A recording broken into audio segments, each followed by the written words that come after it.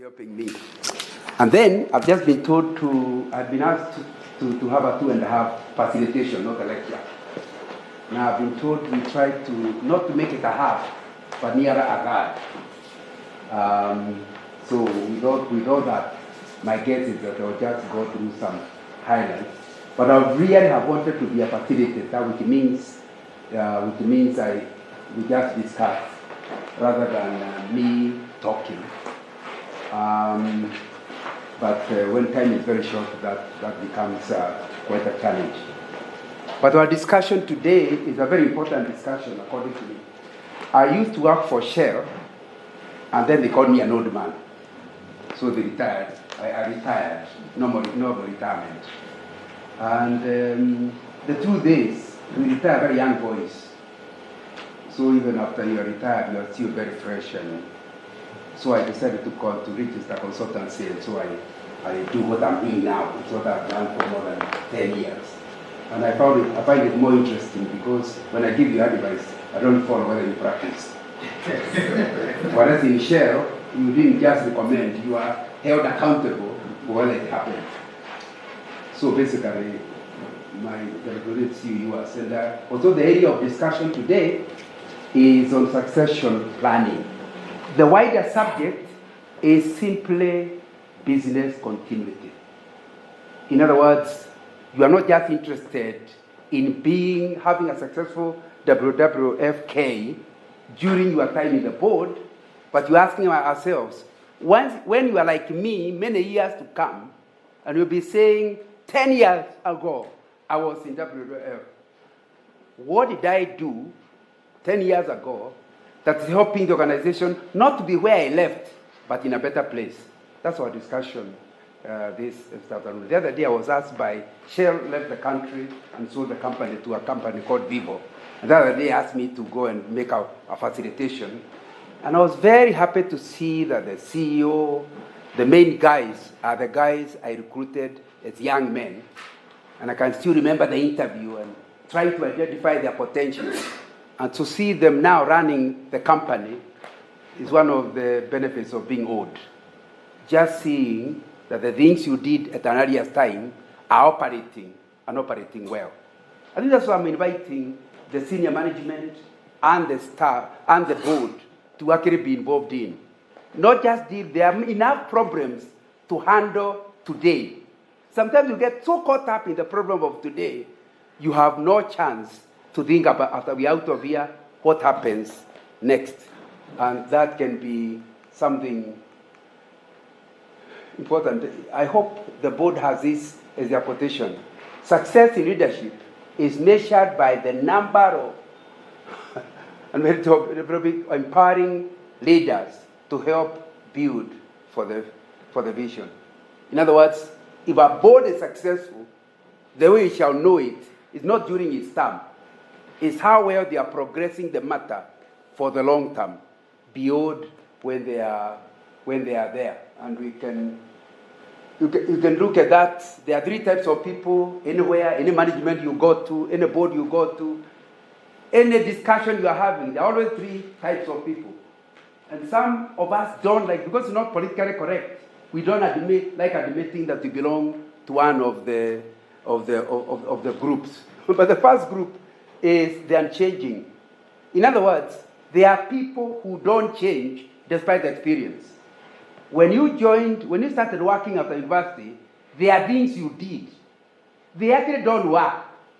But 30 years working, I worked for sure for around 30 years, you are still behaving in the same way. Little agreeing that the truth is, you are in this group, the unchanging group, where experience, good or bad, does not advise your current and future. Sometimes I give talks to schools, and now I'm talking to a parents association in a school. You ask them a question.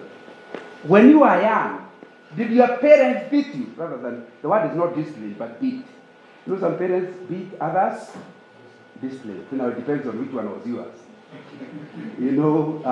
I grew up during the days of Kenyan emergency, 1950s. And when your parents wanted to beat you, they didn't prepare. There was no belt.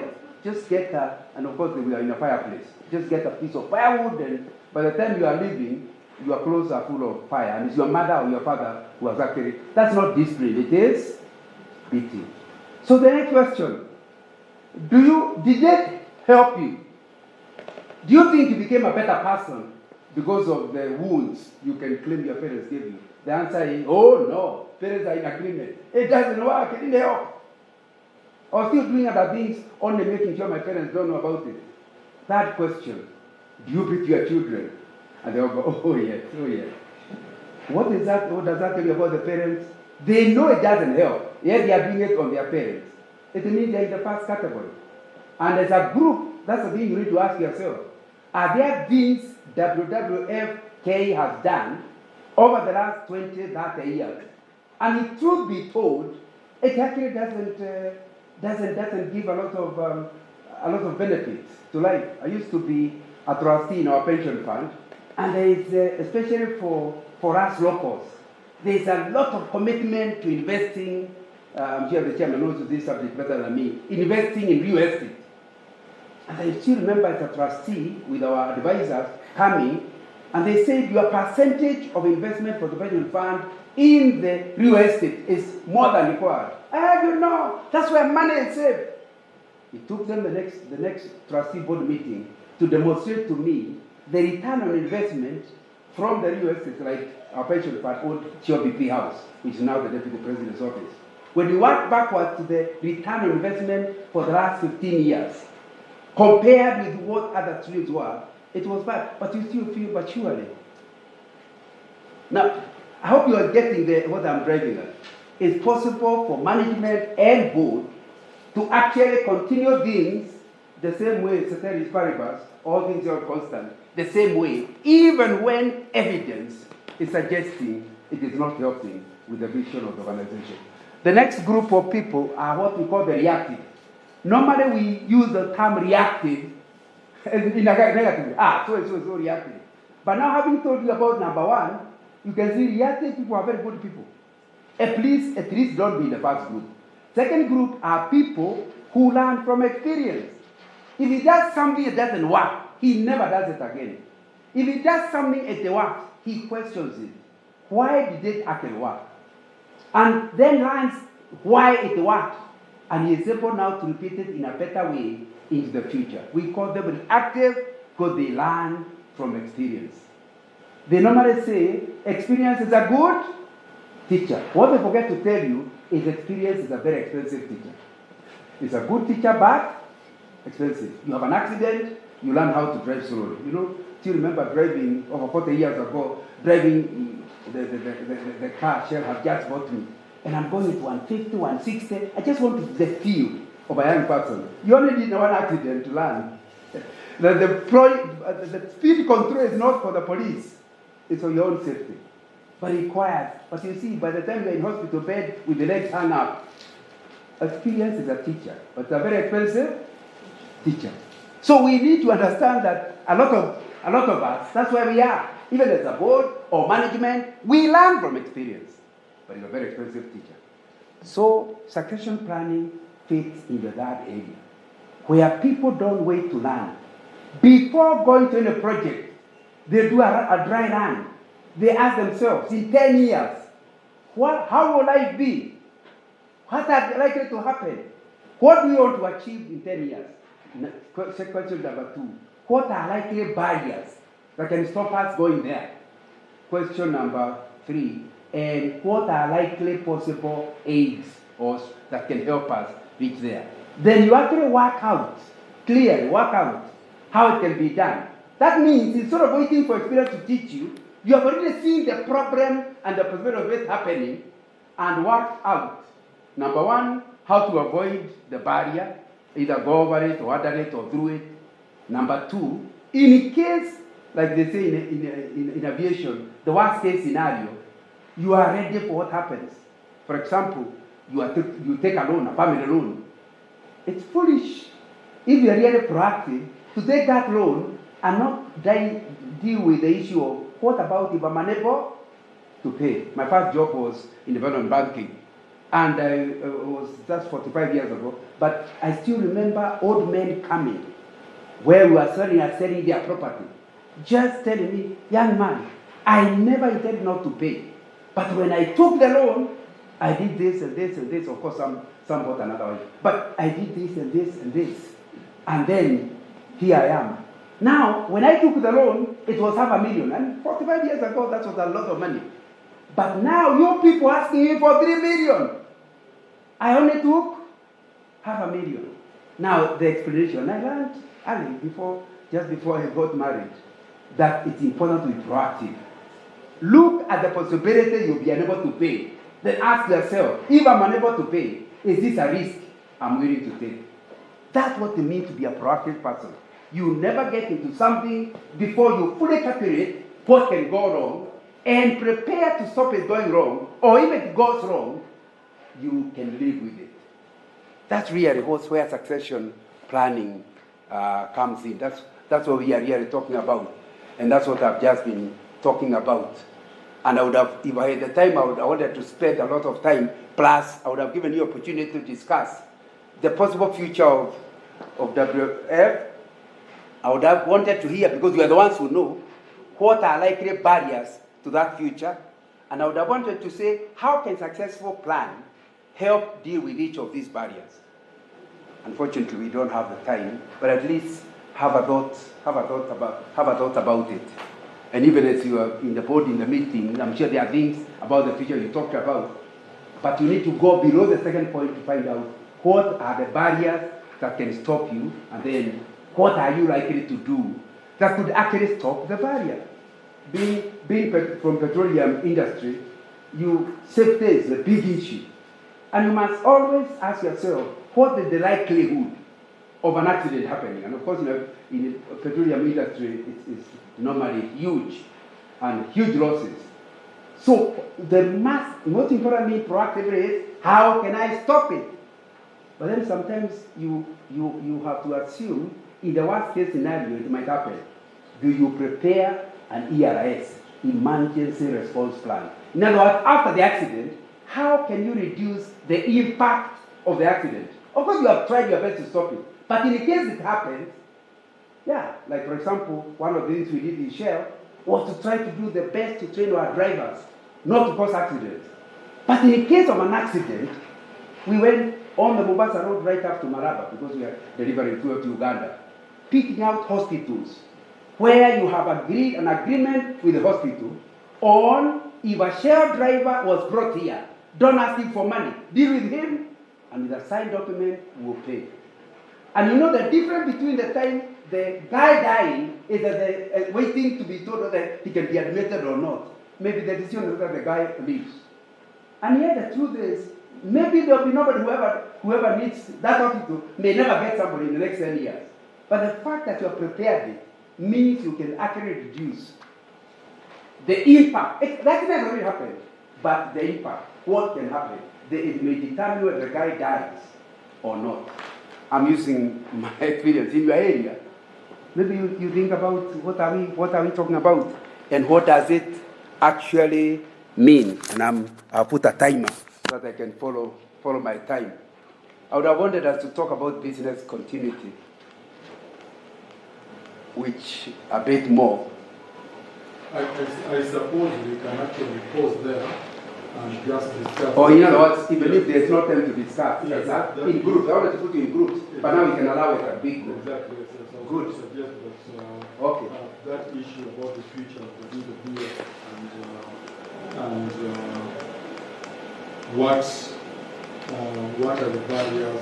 That point there, because I think it's actually a very critical issue, and it's something out of the conversation we were having today within the board, and some work which has been done for us by Mary Lou.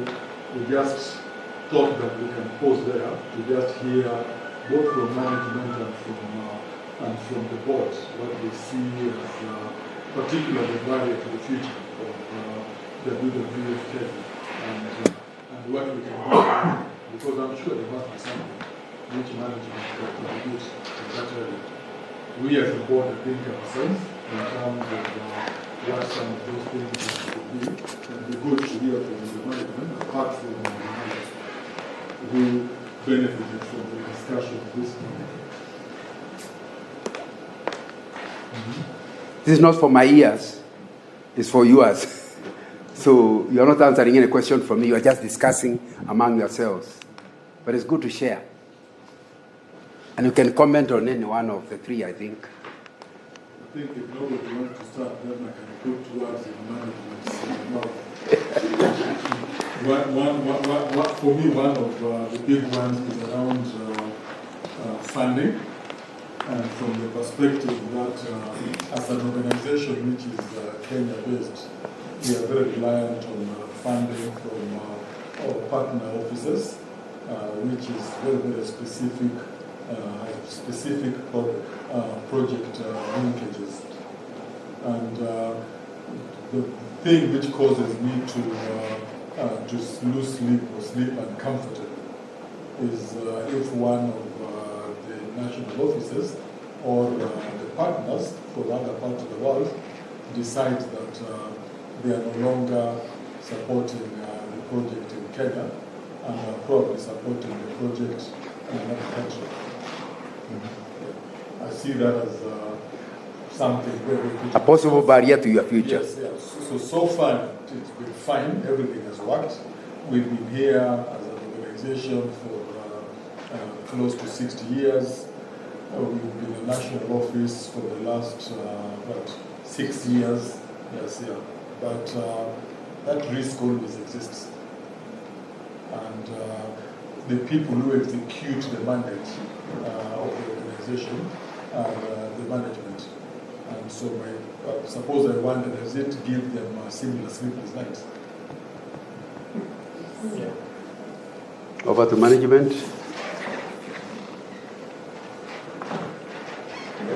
Yes. Yes, thank you very much, Chairman. It touches on, of course, the function of fundraising partnerships and all of us here as management. And what we would say is that if there is one thing that we have identified as a risk to the continuity of WWF Kenya, it is the fact that most of our funding, as we know, is restricted. It is project money. And the fact that we also belong to a network that has shown us a lot of love, in quotes. Since we became a national organization, we have been trying to build internal capacity to be able to explore other opportunities, and I'm hoping the next session, which we are presenting, is really asking ourselves and putting to the board some of the things that we have done. So it's not like I want to dilute that, but it keeps us awake. That is one thing that keeps us awake as management, because when we evaluate where the unrestricted funding is coming from, we are trying to ensure that we build a critical mass of Kenyans who start to give. We are trying to ensure that we get corporates on board. Most of their money is, I would say 80% is restricted and 20% is not restricted. So how do we invest that money better? Is there a giving culture? We have asked ourselves a lot of questions, and in the next presentation we will really be sharing some of the things that we think have worked, those that have not worked, and where we think we want to go with it. Okay. So I don't know whether, Chair, that is an enough explanation. It's a conversation, not directed at me. Okay. That's okay. At least you are answering that. Yes. Possible future is WWF to continue realizing its vision 20 years from now. Yes. Possible barrier is pulling the carpet from below your legs and you can't stand again. The third one is the whole process of how do you handle it. According to you, you have already approached Kenyan corporates, you have approached individuals, and some are working, some others are not working, and you'll be presenting further this. Have I summarized correctly? Yeah. But let's hear from somebody else. Yes. Maybe just to go back to the previous slides around actually reactive and proactive. I think for me the possible barrier is because of the transitions that we have managed from being a country office to being a national office. have been very, I think, more reactive than proactive. So things have almost been business as usual. And the possible future I see that we are now, we have always realized it, but we have never maybe operationalized it. We are working in Kenya. So we need to contextualize the programmatic work we're doing to address the priorities in Kenya. Yes, we are affiliated to the network. So rather than be driven by the donor preferences, we drive the agenda. And so in Kenya, these are the areas we need to address, conservation related, and then plug into funding that will allow us to deal with problems in Kenya for Kenyans. So contextualizing WWF in Kenya for Kenya, I think for me is a future that I'd like to see us going into. And dealing with the issue the chairman mentioned, it will make it easier for Kenyans to donate to projects you have contextualized, because they understand what the money is needed for. Is that what you are saying? Yes. Okay. I think we are really dealing with, you wanted to say something, Madam Saidi. Yeah, about the likely barriers to the future. One thing that springs to mind, looking back to previous years, is that we have a global brand, and the reputational risk can also cause some real damage. So just thinking back to the Tsavo rhinos and activism, increased activism around environmental issues, which may or may not be relevant or whatever, and the increased activism that also happens on social media, and how to prepare for that kind of. And I think I've seen this there is preparedness, but I don't know if it's adequate. So the vision clear, barrier, the possibility that some activists somewhere could bring up a story to bring WWF Kenya down. Solution on the third one is, are you having somebody with their fingers on the social media and who act quickly enough before the flood? So that, because once it becomes a flood, it's very difficult to undo it. But do you have social media expertise that can keep in touch and react and know how to react on time? I think that's what you are saying. Okay. But you wanted to say something? Yeah, thank you. Thinking around, it's part of the work that we do in WWF, in essence,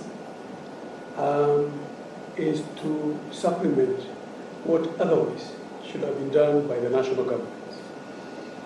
If national governments had their capacities and investments and things like that, then we would not have a space of operation. So one of the things I was thinking about is, in terms of barriers, is would that capacity government ever happen? I think the answer is no, because when I look at several other WWF offices all over the world, including in rich economies like Europe, we still have WWF offices doing something to supplement their national governments. So that's one thing.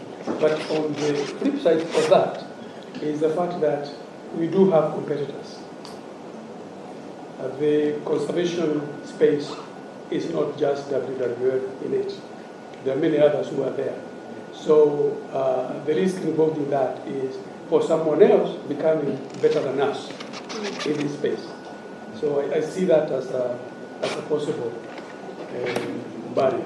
So we have to always be very competitive. So these local donations you expected from Madame would disappear when people think you are not the best investment. And the relevance as well. You are not relevant. In the space. So money will not come. Yeah, money soon and enough. also respect, and we actually think that we should be the go-to place for conservation in Kenya. That's what we want. So can someone else ever take that space for us? Are we in that space already or not? I think we need to think about that. And it's so related with what Saidi is saying, reputational risk. But you are emphasizing performance. Right. In other words, you simply are not up to it. Nothing to do with social media. Simply, you're not doing a good job. And somebody else is doing even better. So you end up in problem. That's the risk. If that happens, yeah. If that happens. And we are not suggesting it's happening. But the others there, we don't know how they But the idea behind being proactive is that you are not acting because there is a problem. You are acting because there might be a problem. Because if you wait until it comes, you will not have the time to do it. So you must imagine it, assess how the level of risk, how likely is it. The ones that are not too likely, you first of all don't do it. The ones with high possibilities, you must have a proper paper designing exactly what the barrier is, exactly what you can do about it, and write up into the ERS, emergency response plan, in case it ever happens. So again, you are saying we need to spend more time on it before you come to a conclusion that we have a problem, or we are likely to have a problem. Who else wanted to say something? Yes, sir. Yes, continue where Richard finished, because what we know about the future is that it is uncertain. It is certain that it is uncertain. Yeah. To put it in those terms. Which means that we can't now say simply this is going to happen in 5 years' time, our strategic plan will look like that, etc. And as Richard says, even in our NGO world, it's a competitive world. Because it's uncertain, because new things happen with climate change and biodiversity and what have you. There were new actors coming in, maybe younger people in a newly formed whatever, Fridays for Future or whatever, and we may end up being less relevant, or to the worst, being irrelevant more or less, unless we know what is going to happen, to put our ears to the ground and do horizon scanning, for example, so that we are prepared when the changes come. And I think that's one of the risks that we're running in this country and many other countries also. But we can handle that if we know and try to predict what's happening, and be prepared and be agile. And we're not always, we're an old, well-respected organization, but that doesn't mean that we're always that agile as new organizations are. So I think we have to listen to what is needed from such an organization to be able to move and say, okay, last year we had this priority in our strategy plan, but things have changed over the year. We need to refocus on whatever it is. Things like that. Okay. That's mainly on the risk side, but it's also how can we do that? We need to do the horizon scanning. We need to use it, and we have to listen carefully and be prepared. And say, we have to finish this first before we do anything else. We have to be much more agile. Thank you. Anybody else? Yes? The neighbor? A household name in terms of our brand awareness and familiarity. And then this speaks to the movement building, to have a movement of people who can actually protect, and talk about WWF and say, these people, the way people are aligned to political parties, it's the way people should be able to align to our brand. And on the second question, what are the likely barriers to the future, then it's the unrestricted funding, especially to be able to conduct not only innovative but impactful communications for fundraising products and activities. At the moment, we rely mainly on majorly on organic, like in terms of we don't buy media as much, but we just use our organic contacts. If it's the budget, it's very much communications budget is aligned to the program work. So we're not able to detour and do something outside the box, but we have to align to the project in most cases. Okay. Let me ask a question. You don't have to answer it. When did you last review your model at assessing the risks that you face? I wanted to go to this subject, but we are not going to go to it. Business continuity model. When did you last review it? 1 year ago, 2 years ago? Because it changes, and that's the point he's making, and I think you also made the same point. If you wrote it 5 years ago, it will not be very relevant now. Do you have a business continuity model? When did you last review it? Because that's the subject we are discussing. Yeah, because business continuity model means it's a brainstorming thing. Yeah, what are the possible things that could bring the thing down? For example, if a hacker was able to get to the WF Kenya and hack it, how quickly can you recover? What amount of damage would it be? Isn't that a possible, or you think they are not clever enough hackers in Kenya? But now the trouble is hackers can operate from Russia and hack in Kenya. Am I right? Yeah. So those are the things that appear in business modeling. You know, you have had it. Yeah, and they normally say if something has happened somewhere else, it's level 1 risk. It could actually happen in yours, isn't it? Have you thought about it? What about if all of you? I know we had a red herring in 2000. I was supplies manager then for Shell for East Africa, and we were told come when 1999 ends, January 2000, all computers will crash. You know, young people here can't believe that nonsense. But we believed it. We spent so much time in Shell modeling about what you can do, and I ended up at the end of the year with too much stock of supplies. And the trouble is that even then, a crude cargo was something like almost 1 billion Kenya shillings, which is, even for Shell, was a huge number. But we finally had to bring crude, just in case the computers close. Shell will still have fuel in Kenya, only to be an anticlimax. Not only did something happen, nothing happened.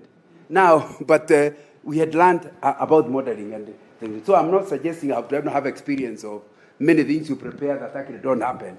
But certainly you can't say you are proactive without a business continuity model. It's better whether it is good enough or not good enough, it must be there, and it must be reviewed regularly so that you can see where the issues are. But Madam is the one who was dealing with that issue. But you know, there is a risk also here, because sometimes I was already old in 2000 when we in my country also thought that the world would go under, you know. And the whole world, to be able to sleep that night, and I could sleep.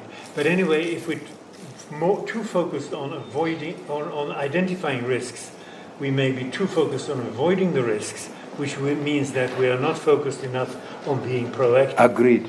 So but in a business model, remember what I said earlier? Yeah. You arrive at all the risks, then you rate them. Yeah. And all risk rating is low, just ignore them.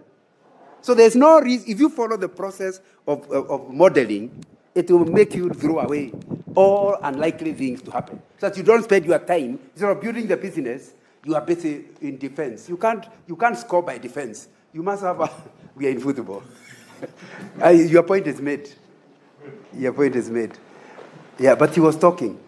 Sorry, man.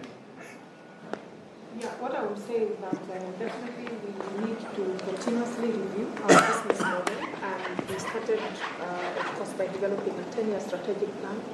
The space is quite dynamic. We need to be able to review whether our goals still hold, and really that is the reason for bringing in a consultant who has helped us quite a bit to understand and really get help from us where we are, so that as we continue to revisit our business model, we are looking at. We have a unit that runs our audit risk and compliance, and every unit has a model on our risks. What are our risks as a unit, as a department? What are you dealing with? What are those that you can resolve now? What are the mitigation measures that we are putting in place? But really, we need to get better at it. We cannot say we have done everything we need to do. We can continue to visit and Okay. Can somebody help turn this discussion to succession planning as a tool for business continuity? Is there any one of the barriers that has been mentioned whose best solution, the many solutions, can be helped by succession planning? Well, maybe we can talk about the perspective of communication and fundraising. And if the youth is considered to be a factor, not only as a contributor but also as a major stakeholder in conservation in the future, then it's important to not only bring in people who are the youth, but also ensure that your organization understands the youth and how they want to communicate. Generation, what is it being called? Is it Z? New millennials. No, there's a newer one behind it. I'm being told millennials are now too old. Yeah, so whatever they are, I think the point you are making is, if you really are thinking long term, one barrier is the possibility that you disappear with the vision. The young people don't get it. When we were in school, at least my wife was a very active wildlife. It was called Wildlife Club. And she reminds me that the school brought her to Aboseli. So she always remembers as a small high school girl. And so from then onwards, we cannot fail to go as a family to a national park because a school teacher somewhere put the idea in my wife. That's a way to spend money. But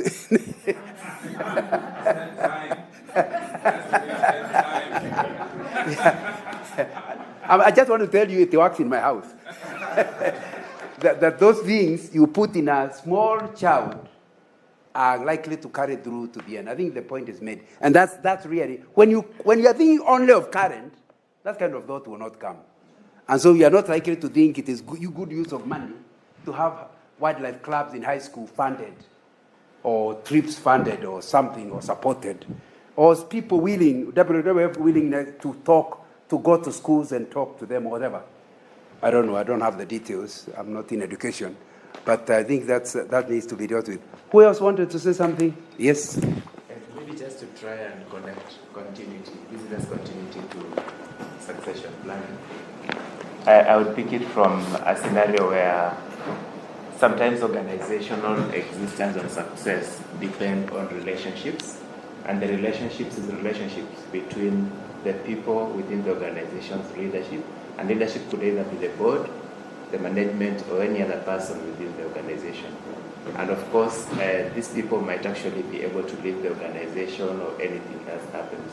And by the end of that relationship, then how would it act on the continuity of that particular organization's performance and the existence? So really, if you look at continuity, how is it possible for the organization, WWF, to lose Don as a particular person who drives it? It's called talent. The talent, or whichever. It could be talent or the ability to pull in resources to the organization, or to pull in that really what makes the organization be known as an organization, and the organization still continues having the same bit of zeal in terms of performance. Agreed. And one of the things I was going to emphasize, we are going to have discussed, is the fact that if you are that critical, you are the fly that attracts all the honey, or whatever. You are the one who attracts all the honey. Then you are such a critical asset. However junior you are, we must ask ourselves, how do we retain you? And the likely event we don't retain you, who will replace you? Without telling you that, because we want you to feel nice. But we still know somebody, in case you disappear, who can replace you. So the continuity is still there, even if you don't stay. Number one is to retain you, but we can't retain you in case your wife has been made the ambassador of Kenya in Japan. You are likely to go, even if you wanted to stay. So what do we do? That's what succession planning is all about. How do you retain? If the person has to go, and the only reason he goes is not just because the wife has become an ambassador in Japan, he could just cease living, die, or lack interest, or something. That's what our subject is today. You cannot assume, when I joined in the 1970s, every company assumed you are going to stay in that company until you retire. I'm sure that's not the millennials and whatever the other people are being called are not in that class. And I know that because just before I retired, Shell used to have a scheme for us to help us with mortgage. And so we thought that's one of the most important staff motivation thing. The fact that if you stay in Shell, you are assured of those days the banks were not very good. They could not give you money without you putting 10%. And 10% would be too big for your salary. So Shell would only give you. Then I remember just before I retired, my staff coming to say, please, we don't want this thing. I said, are you serious? Serious? Who told you I want to stay in Shell forever? And you, because the rule was, they gave you the money. If you stayed 5 years, it was a gift. If you left earlier, you had, or your part-time benefits went into clearing the loan. So you're making a jail. I don't want a jail. Me, I thought my department, we went to management, discussed it, and they said it's a general understood thing. Young people don't want to stay. So they said, please convert it to salary. I said, if you convert it to salary and you assume you are saying that a year, it will become 500 shillings per month. Whereas you could have gotten 200,000 shillings if you got it. They said no. So it disappeared. Just before retired, it was removed. And it was not management, it was staff. And sure enough, many of those young people left. So I think that's the point you are making. We must look, how do we retain the people? But knowing the new generation, we must also assume if they leave, how do you prepare a pipeline, talent pipeline, whatever the area of need, so that you don't go backwards. You stop and then start moving forwards again. That's really what our discussion is on today. And I realize my time is just about to end, but I think the discussion was, I wanted us to do an exercise by giving examples of people who have done planning well. I also wanted to talk about the IBM and succession planning, but because the notes are with Daisy, anybody interested can ask Daisy for the notes. But IBM is a good example of people who do succession planning. We can spend time talking about what succession planning, but what I've just said is what it is. It's a part of business continuity. It is a process of identifying the possible critical jobs. The first exercise is, what is critical? And critical does not go by seniority. It is the type of job that if somebody left without a notice for about a month, there is confusion. So however junior that job is, it becomes a critical job. So succession planning is not just for the seniors. So the basis is not seniority. The basis is criticality of the job. So the first part is you must ask yourself, what are those critical jobs where you know very well if they are not there, there will be, of course, some will have a bigger impact than others. So the first thing is to rate them. The next thing is to give them rating. And the higher the rating, the more important it is for it to have a properly debated management and board approved succession plan for that particular job. Having identified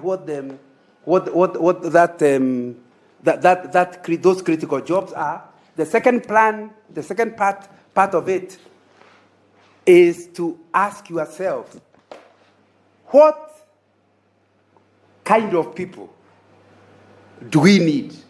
Hoping you are not asking what degrees do they have. You are asking what are the competencies. And they are different. Competencies are different from degrees. You can have a degree in engineering, but you don't have the competencies that are required for a particular critical job. So for each one of those critical jobs, you must list the competencies. What are the requirements? And maybe the best example I can give competencies, somebody at the reception.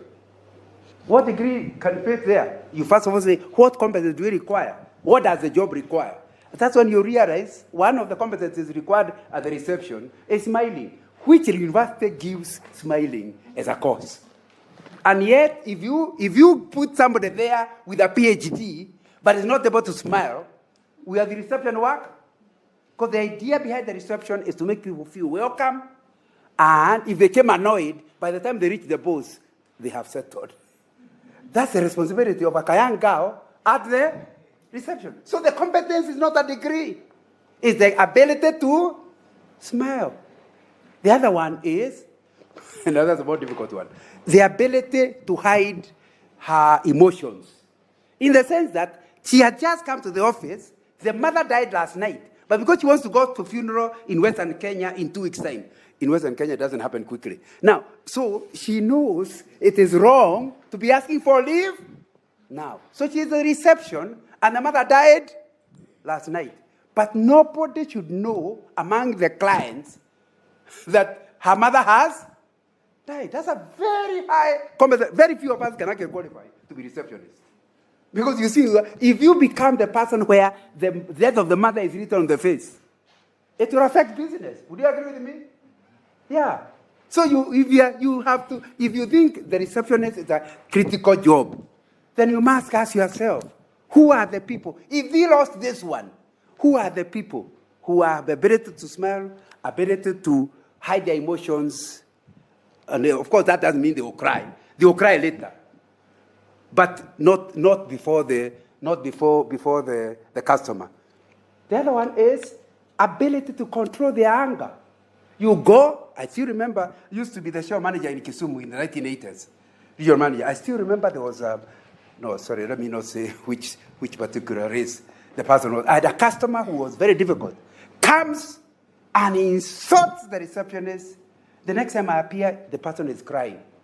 And within no time, we are taking the person to hospital because of ulcers.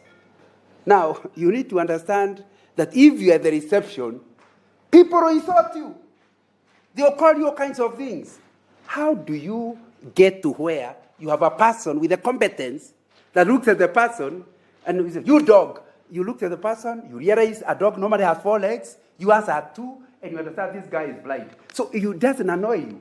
That's a guy requiring sympathy. Now, I'm only giving this an example. That kind of a person. Now, go through every critical job. Look at the competencies. Because if somebody has those competencies, you can train him on the hard skills, and they are going to do the job well. That's what really we're talking about. So once you have identified what the critical jobs are, now you must ask for that. What competencies do those particular jobs require? You know, when I was in the university, I used to think that if you're not talking to people, the best thing is to be a vet, because you see they only deal with the dogs and animals. Until now, later, I'm wiser. I understand no dog ever pays the bills. It's a human being. If you take your dog to a vet, who will pay the bill? A human being. So if you're a vet who doesn't know how to deal with customers, people will be going to the other vet clinic that is run by someone with 1 degree. You have 5 degrees and you're an expert, but you keep annoying people until your clinic closes. You can see that competence that deals with it. So you need to ask yourself, what are those? And that's the second thing that needs to be done. Once you have arrived at the competence, you now go through your people. Who are the criteria candidates? What are their competencies? Because if smiling, for a receptionist, require smiling level 4. But some of us have smiling level 2. So we might be candidates.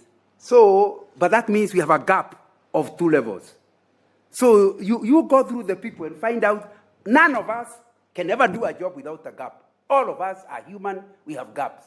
But if that gap is known, these are the competence requirements, these are the competence the occupant has, so you have to see the gap. Number 2, if that person was to leave, who are the second line who can do that job? What are their competencies? What are their difference? And then who is at level 3 in that line? If not for all jobs, only for the critical jobs.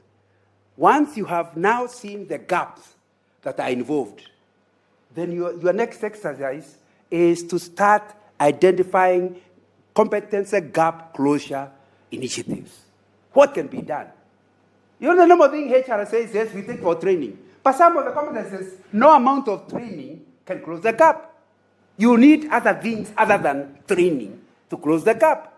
And you need to understand, like if it's smiling, maybe all you need is to get somebody to a more difficult area. And they see people smiling, and yet they have a rougher time. Until they realize, mine is not this level. And you now come and start smiling. Because their thing now look smaller. Now, I don't know what we need to debate. What are things that can close the gaps? Because you can't say you have a succession plan by identifying Kamau, Otieno are the ones going to take over. have you assessed their competencies? Have you established the gaps? Once you know the gaps, what are the things you are currently doing to close the gap? So that by the time the other person leaves suddenly, you know that I have 4 people on the line. And they most likely they not all leave at the same time.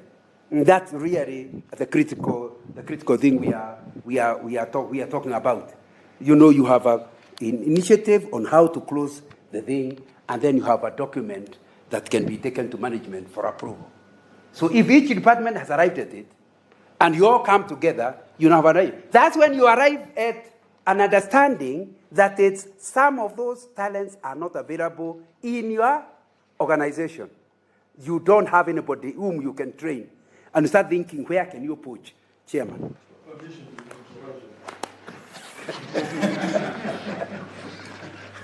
Because, as I say, the focus in succession planning in all organizations always appears to be around people.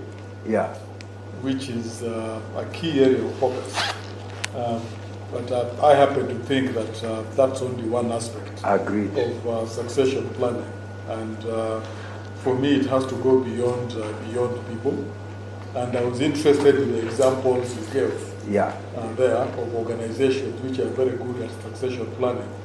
And one organization comes to mind which was excellent with succession planning, ran one of the best global businesses, but today we don't hear about at all, a company known as Kodak. Yes. And the lesson, I suppose, from that is the fact that we need to be good at succession planning in a holistic way, from a people perspective, but also from a business model perspective, so that we recognize the changes which are coming in, which could impact our business, do impact our people, and require that we change our business model and also change, obviously, manage the people in an appropriate manner. So, like you can see, that was what I wanted us to discuss at a business continuity, but I skipped it. I skipped it in the sense that really the barriers are not about people. The barriers are maybe technology. You insist on a certain type of technology, and it will just bypass you, like Kodak. I think that's the thing. The other thing, of course, is political continuity.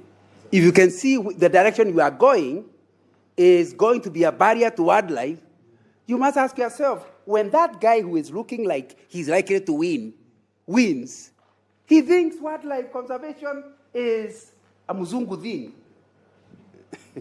You know what Muzungu is? No. It's because you are a Muzungu. Now, you know that. So when you say Muzungu, they are saying this colonialism. How can we as Africans be still colonized in our mind? Now, so if somebody like that takes over, WWF is as good as finished. They will even proscribe you and say, those people should leave the country. All those are business continuity issues. And the chairman is saying we need to spend time on that. So if we had dealt with our exercise earlier, all this will come up because the barriers are different. And the solution for them is different. However, one thing that is certain, you have no succession plan if people are not involved. That was a little bit my point, with it being relevant or irrelevant. We don't want to be the Kodak of conservation. I agree. And that is part of what we should be thinking. And that's why I think even if we don't do it today, that exercise still needs to be done. So that, and on a serious note, and a whole day allocated to that, so that you have clarity on it. Now, unfortunately, according to my timer, I wanted 6 minutes remaining, and I wanted us to have some kind of, and I have not really, you can see there are many things I wanted to cover. I don't think we. So let's now open up to general discussion. What is it you wanted us to cover, even if it's a note and I have not covered it? You raise a question, I can make a comment, you can make a comment, doesn't have to be a question, about the whole idea behind preparedness. And the assumption is the succession plan for individuals is only a small aspect. And I think I said this during the introduction. The wider thing is a business continuity model that will look at all possible areas that could affect your continuity. But anyway, let me allow you to talk. It can be a question, it can be a comment. We are helping one another. I'm not a lecturer, I'm a facilitator. I have a question related to that. Because Go if ahead. things get difficult, if we are getting less relevant as an organization, Yeah. and we know that, we realize, and we know what we should be doing, and some of our people in the organization, we feel that they are not fit for a purpose for the relocated or redirected organization. How do we handle that? 3 suggestions. Number 1, competency, open up the competency gap analysis to everybody. In other words, not just the critical jobs. That means people who are likely to qualify will be there. And then you are able to see that this person, given the vision of the organization, if you do competence, you will see many people who are maintaining ground. They are likely to ever be promoted, and even now their contribution currently has a problem. It's not enough to simply don't increase their salaries. You need to find an exit plan. Exit plan means you look at their skills, you realize their skills are not needed here, but they're needed somewhere. If you are able to help them get another job, it's even better. Because basically they are not stolen, if I'm understanding you correctly, they simply are square plugs in round holes. And they simply can't go in. And it is that competence gap analysis that will help you to know, you start thinking, if I move in from here, you look around and you realize they can't. So you start the exit plan. But it's such that you have to plan well, because obviously once he knows he's going, he could steal. Now, although he has never stolen. So you have to find a way of helping him out without getting animosity out of him. That's the first thing. The second thing that they deal with it, if you are having people that are not fitting into the purpose, is to admit there is likely to be another direction, because they are not fitting this department, but they could fit somewhere else. Again, if you move in a hurry, and it happens the department you're taking them from is regarded as high level, high class, nothing happens. Now you have a problem with him moving. But then you can't leave him there, because if you do, it's the whole organization will come down. And so you need to find a way of moving him. Not necessarily exit, but moving him to where he can be better prepared. And I think that's very important. The third thing is to also offer redundancy terms. Okay. When you offer redundancy terms, it costs you money. But then people, and you stated very clearly, Cheryl, we did that. I worked for Shell for 30 years. We did BPR, business process engineering, which is the exercise you're talking about. We did it every 3 to 4 years. So I knew I didn't have a job every 3 or 4 years. Because basically you repeat the whole process, everybody loses their job, you create new ones, you create competitors, then you go to the decoupling, to the basket to see who quits. Whoever is left inside the basket is given good terms to leave. So, and some of them are very happy to leave, because that's money extra they never planned for. Some of them start businesses and they do very well, so that they are not living with a bad heart. And because it's a system, everybody in Shell knew you are likely to stay longer depends on your competencies and the change things. And those are 3 things that very good. I hope I answered your question. No, that was very good. Yeah. Maybe I can just add that, Please. it's interesting you tell us the story about Shell, which had already gotten into the system. Yeah. So people coming into the organization already know that this is how it works. Maybe with new organizations, you can introduce some of these things, and they would catch on relatively quickly. But if you have an organization that has a long culture of not doing so, and and people who I guess perhaps entitled to some kind of loyalty and that kind of thing, then trying to isolate them and that kind of thing would really demotivate a large chunk of your business, bring it to tremendous amount of risk. How would you then deal with that in an organization that is well entrenched in its bad habits? I thought I enjoy consultancy. I still remember being invited by a university because after Matiang'i, if you are not a local, you will not understand Matiang'i. But Matiang'i came to where Alliance was getting 200 A's and they dropped down to 80. And so we started wondering whether the previous exams were reliable. End result, the university don't have enough C classes.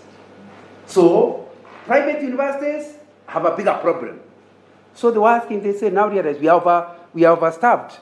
So what are we going to do? And they are in that category where for a long time, nobody lives, nobody's on fire. It's a religious university. So they don't believe in sharing of people. So Vice Chancellor said, we come and try to, he brought all the staff together, senior or junior, to talk about the rationale behind BPR, business process engineering. Unfortunately for me, because I've done it in Shell, I've had to face a lot of staff to prepare them, and finally it happens. I was able to talk to them. And I told them we have an alternative. If we don't do BPR, it means the whole university will close down. All of you will lose your jobs. Since we have not reached that level, is it possible that if the organization can afford some money, and if it is done independently, clearly, professionally, and normally at that time you may need to outside persons so that they are not dealing with who hated who, and professionally, and you are released on that basis and you are paid for it, then the smaller number have a chance of survival, and then the university will become bigger and you can call you back. By and large, some people are very offended with me, especially people who knew me. Don't you see the Vice Chancellor is misusing your consultancy? So I agree, it has its own challenges. But in the process, it will prepare the people, they did it slowly, and finally people left. And some of them called me, they were ended up in other universities, and some others in other businesses. So it can be done, it should be done. The trouble is, if you fail to do it, you'll still do it anyway, because you just close down. And it's not academic, you just close down. Because if the costs are higher than, or the donations that are coming cannot support the people available, obviously you are, and what happens is you start not paying your suppliers, supplier B, then you stop paying NSSF, then you don't pay NHIF, then you don't pay insurance, and soon enough you are being taken to court, and the whole thing is grounded. So I think the point he is raising is important, but we need a systematic way of doing it, professional way, and sometimes it's very difficult for the management itself to be itself the one that is to be regarded as independent. Because the critical thing is, if the people that remain served, after that exercise, regard themselves very highly, they feel very proud, it means this company has lost 100 people, and I'm one left. If they don't think there is favoritism, and of course the big one in Kenya is tribalism, if they don't think so, they feel very proud and committed, those who remain. The ones who leave feel it was a fair game. A few people may still not fit, but that's at least my experience, that's how to deal with the matter. But however, why throw away people? Take good people from the beginning. Be careful about recruitment. Recruit with the future in mind. So when you are taking, like now, the CEO in Vivo, I still remember I had two candidates. I was looking at them. One was more experienced than the one who now finally became the CEO at Vivo, and I could see potential rather than currently this guy would do a better job. Potentially, this is why I wanted to go further. I actually gave this guy. The other guy, because he knew me, said, I know I didn't get the job, but I want to have a cup of tea, you tell me. Why did you pick me? I didn't know him, an explanation. But because he knew who knew whatever, I thought for my friendship to remain, let him agree to give the tea. And we sat down. It was one of the difficult meetings that caused you to sweat. Because he believed the other guy is not his age, he believes he is better, and the truth is that he is. But potentially, when you do potential, and you know potential, at least when we do it in Shell, we used to call it like a car. You can be 2 cars going to Nakuru. One is likely to reach there faster than the other. The 3 things you used to look when you're recruiting people, not the degree. If somebody has passed as engineering, he has it. What are you spending time on the engineer? So the university should have done a good job. You don't bother with the thing and call it a day. You check 3 things. Number 1, you check his capacity to analyze, capacity to think, capacity to problem solve. And he has not even the degree he did. If there are people who simply can't think, like one of the questions I used to give young people is, assume the president had your ear and made you Minister of Transport. What would change in transport? And you find a guy, first-class engineering, tells you about the road. He forgets that transport is not about road. There's aviation, there is water, it never comes up. You give him 15 minutes, he only talks about matatus. You can see his level of thinking has no helicopter, doesn't have the helicopter view. Another guy comes and tells you, before we talk about transport, let me just give you a definition of transport. Donkeys are used in places in Kenya. Okay, I didn't want this, but he is wide enough. And we have to think about what to do about that. We also use public means. Then we come to waters. Are there lakes in Kenya that where we can put water, or we can use water transport? And he goes on. He comes to aviation. How many other places do we need to open so that we can use them? Like now, yesterday, the deputy president opened Kakamega for flights. Now, that's a young man, but you can see where he is going. Now, if you start getting him, you are getting somebody with a high capacity. You can't see him ending up as CEO of Kenya. You see him going to the London office. And you can see it, just a young boy, just by when you talk to him. Instead of asking who is the minister of care of this or that. You know those are questions used to be asked in the 1970s. These days you can't be asked because they are removed every other day. But in our time, in the 1970s, a permanent secretary was actually permanent. So you had to remember. And you could fail your interview for not remembering the permanent secretary. Now those are not the questions you ask if you are recruiting people for the future.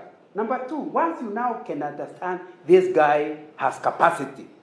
He can deal with any issues and he can think about it, helicopter view, go to details, he can think about it. You now ask yourself, but does the guy have self-motivation, self-drive? Because there are people who have high capacity, but the trouble with them, they give up very easily. I still remember being in a board, with a board, where we asked the CEO who has an MBA to try to get business with a certain organization. He drove at the gate, and the guy said, "Do you have an appointment?" No. So he was never allowed to see the CEO. And he waited for the next board meeting to tell the board, I could not go. Why? The watchman told me. Of course, you now can guess what happened to him. He was fired. Because obviously, his problem is a good man. But he doesn't have drive. In other words, when he sees a barrier, he finds a good report to the board. There's something some people have, and not all of us have it, where they never take on no for an answer. They always are thinking, if this stops, isn't there a way over or a way under? And some of the people that have drive do not have as high capacity. So don't be impressed by capacity, because capacity and not drive, you still not deliver. So you need to check, if you are thinking long term, think in terms of these guys we are dealing with. Do they have self-drive? And you ask him questions. Yes, what is the hardest thing you have ever dealt with? When you discover that he lost his girlfriend, that's the hardest thing he has ever dealt with. How you can't employ him? These are people who have not had any serious issue to deal with. Because you see, we are not talking about work. He has never worked. Don't ask him questions about that, about his life. And you discover there are people with resilience and self-drive.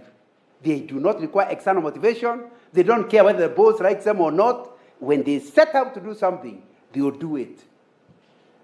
Then thirdly, you must ask yourself, so I told you the acronym we use is CAR, capacity, and the second one is achievement, right? A for achievement. The third one is R for relationship. Even if you have the capacity, and even if you have the drive, if you don't know how to work with others, give up on the guy. Sometimes you have to just fail to employ a good guy, a guy with a drive. But if you employ him, he's a guy who will step on others on his way up and forget the saying. Remember me on your way up, you might meet me on your way down. And then basically, these are people, and they are everywhere. Most companies, those are the guys who get promoted, but then they destroy your organization. They reach top management after the whole, everybody is looking for a way of, while they hear so and so has been promoted, all of them are resigning. They can't work with him. And there is no such a thing as a Lone Ranger. No business ever succeeded anywhere without it, including people who are scientists in laboratories. The lab must work in a team. Am I right? Whether you are whatever you're dealing with rats or whatever, there will be assistants. If you insult them, they might give you the wrong results. So you need to understand that if you really people who are going to stay long term, you must ask them about their. So you ask somebody, tell me something you have ever organized. And someone will tell you, I organized my sister's birthday. Okay, what were the challenges? And then you know if you can organize your sister's birthday well, you can organize WWF well. The trouble is that we want him to organize animals. You have never given him a chance. Find out those skills, how are they available in his own life up to date. But there are people who have never organized anything. Whenever they hear there is a voluntary thing, they run away. Remember, even when they come here, they will be looking how to avoid people, not how to be team players. Those are issues that are to do with, instead of looking at people removing them later, why don't you recruit correctly? People with a helicopter view are likely to be moved and still fit in because they have the attitude and the competencies that can help them fit in different jobs. And anyway, by the time you reach management, what you are trained in is not that critical. It is those three that will determine how you operate in management. I hope I'm making sense. Yeah. Now, my time is up. So I'll have to find a way of stopping. But who wants to be the last to comment? Yeah, I'm above my time. Maybe if I just said something else. Again, maybe what I'm maybe not hearing is that anytime you try to bring in the change, you get a tremendous amount of resistance. And the older an organization, the more of that resistance you will gather. And so it's that resistance that is a challenge to deal with. Yeah, and of course there's a whole subject about change management, and there are three, four things we normally talk about if you are dealing with a change process. Number one, don't start with a change where the agency cannot be seen. In other words, you are changing just for the sake of it. It must be, the staff must know, like I did in that university, what is the agency in a change. People accept the change if they understand not just why it is important, but why it is urgent. Because some people say, why can't you wait? Like I remember when we wanted to go what Cheryl called paperless society. In 1990s, we wanted to remove all, so that we don't work with paper. Other people say, why can't you wait until I retire? And people are retiring at 55, so they think, just wait another 5 years. So they must know why now and not tomorrow. Even people who resist, the moment they start understanding why it would happen and how and why it is urgent, you have only cleared step number one. Step number two, look for people who change easily. Identify people who are quick adapters. And of course, the assumption is that the managers know their people. And those are the people you will use to advise the change. Don't just announce the change as a CEO. Let, first of all, get the critical mass of those change agents and let them ask you questions, disagree with you, until it becomes not the CEO's idea, but our idea. The moment it becomes the idea, and they're the people with influence, they're the people who are change agents, you have taken step number two. And it's a very, very important thing, because a lot of us think titles matter. Many people who influence WWF have no title. But every time the CEO announces something, there is somebody that night, there's a Kamuse who has no power. Well, what do you think about what the CEO said? And if that Muse says a certain thing, everybody he has influence on will follow that. And he has no title. And studies have shown those people exist. Because influence and titles are not relatives. Don't start assuming that because somebody is called a manager, he has necessarily got influence. So you need to identify who are those people whom once, because they are the same resistors, so you must work on them first. So once they accept, you have made step number 2. You are now ready to go. Once they have been doing the job of influencing the people, you have now step number 3, which is do not change too slowly and don't change too fast. You must allow the process a reasonable period to allow people who are not quick adapters to actually take the process. And those are, I can go, there are about 7-8 steps, but I wanted to summarize them into 3. I hope I'm answering your question. Yes. Yeah. I was looking for a comment. Who will be the last to give the comment? Not a question. Okay. Sorry? We are not the WWFK. We are WWF Kenya. You are? Repeat that. We are not the WWFK. Yeah. We are WWF-Kenya. Okay. I am corrected. No, I'm just saying it's not because you don't know if you want to use that again. Yeah. Somewhere. Okay. The acronym is WWF-K. Nobody will understand WWFK. Okay. Yes. Thank you. Then the last question I wanted to ask you is in this area now, different industries you talk to. In Europe, there is emergence of what is called co-CEO, 2 or 3 people forming a committee to lead. Yeah. Have you seen any in Kenya? No, I haven't dealt with an organization in that area yet. But of course, it may be quick. You know, a few years ago, we did not imagine working from home. COVID came, and within 2 years, now it's normal to work from home. Am I right? So we need to study what they are doing and what their challenges, because we will certainly be doing it in Kenya sooner or later. Okay, I think that's enough. Back to who was the MC? Don, okay. Okay. Don, over to you.